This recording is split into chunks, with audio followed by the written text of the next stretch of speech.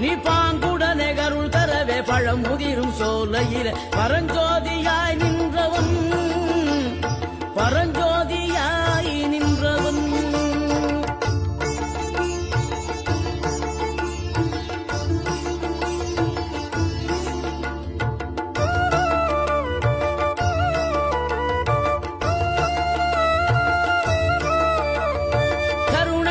கமழும் அந்த அருணகிரி தமிழில் மனம் மகிழ்ந்தாடி நின்ற முருகன் கிழவி இவள் புலமை கண்டு அழகு மிகும் குழந்தை என மகிழேறி வந்த குமரன்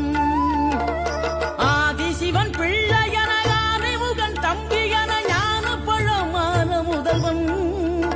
நீ பாடும் குரல் வளம் கொடுக்கும் பனிமலையில் வாழும் அந்த பார்வதியின் இளைய புதல்வன்